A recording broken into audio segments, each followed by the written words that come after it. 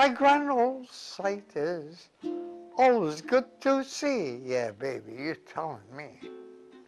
I'm just a little Hawaiian, a homesick island boy, and I want to go back to my fishing boy.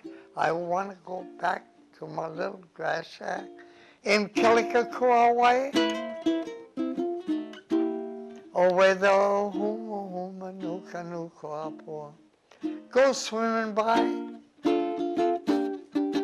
Oh, where the huma huma nuka nuka apua go swimming by. It may be an iki-sized musical instrument, that's Hawaiian for something little, but its heartfelt, harmonious sound has become an important and cherished part of Hawaiian culture.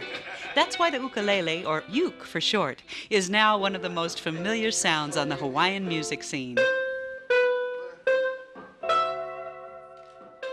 The ukulele was first set ashore on Hawaii in 1879 by Portuguese immigrants. Islanders were intrigued by this four-stringed musical mystery box. As the Portuguese strummed their wooden brahinas, the locals were captivated, adopted it, and renamed it for their own. Ukulele literally means jumping flea because of the way fingers jumped around the fretboard when played. Once they heard the wonderful music these small instruments could make, Hawaiian royalty couldn't wait to get their hands on them. King Kalakaua hosted gatherings in his bungalow featuring lavish spreads of food and drink, hula, and music from his uke. Besides Kalakaua, other noble ali'i learned to play the ukulele, including Queen Emma, Queen Liliuokalani, and Princess Likelike. By the late 19th century, the uke was in the hands of everyday people from taro farmers to fishermen. It was around this time that the legendary Bill Tappy Tapia first got his 7-year-old hands on a uke. Every night, these Hawaiians would sit out in front of my house in the dark, set on logs, and playing instruments, and smoking cigarettes, and drinking okoliau. And I snuck out of the house, and I watched them, and the ukulele player fascinated me. A few short years later, during World War I, Bill followed a parade band with an unusual idea about how to use his uke to give the band's drummer a break. I had it in my head, and I practiced that practically all night. And I imitated the drummer. The result was a version of Stars and Stripes Forever that would forever make Bill famous.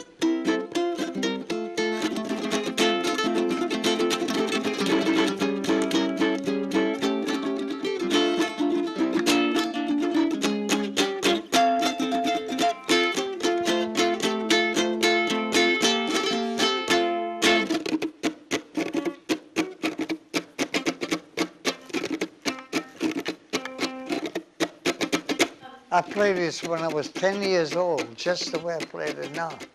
The San Francisco Panama Pacific Exposition in 1915 gave the mainland its first chance to see and hear an ukulele. Sales of Hawaiian music grew rapidly. U.S. guitar manufacturers began selling their own version of the ukulele. And by the 1920s and 30s, the sound of the ukulele became firmly associated with vaudeville acts. Meanwhile, back in Hawaii, young Bill's talents were needed to help support his family. They took me out of school when I was 12 and a half years old to work in vaudeville. As young men, Bill and other Waikiki Beach Boys conjured up romance and musical mystique with their crooning and strumming. We used to hang around right in the back of the Moana Hotel. They had a place there in the basement where they rented the surfboards. And all these tourists knew that we hung out there, and they used to go over there, and that's how we made money, with tips. Today's ukuleles come in a variety of different types, including the soprano, concert, baritone, and the most popular, tenor. They can sport traditional guitar-shaped bodies, be triangular, or even be shaped like a pineapple. But the type of wood used in making the ukulele has a significant impact on the sound and tonal quality the instrument will have. Hawaiian koa wood is one of the most sought-after raw materials in ukulele making, not only for its tone, but because of its unique grain patterns, giving each uke a unique look. Prospective uke owners have a wide range of shopping choices. With a deep wallet in tow, they can visit upscale ukulele galleries and showrooms. Local boy, ukulele virtuoso, and teacher Herb Ota Jr. mastered the ukulele at a young age and today shares the art of playing the ukulele with people from all over the world. What fascinates me about the ukulele is that it's similar to a guitar, but it has a unique sound. Some people compare it to a mandolin. To me, it relates to Hawaii, so that's important to me. Nashville may be the world's country music capital, but Honolulu is the home of the music of the uke. Premier players from around the world trade licks at local ukulele festivals.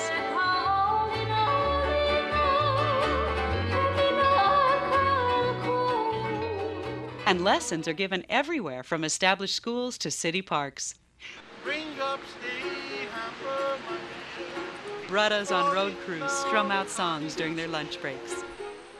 Lifeguards atop their tall beach chairs thumb out a tune or two. Even at a time when Xboxes are all over, in Hawaii, the Iki uke is everywhere with everyone. So this is the best one. You'll have a headshot if you're among the very young like me.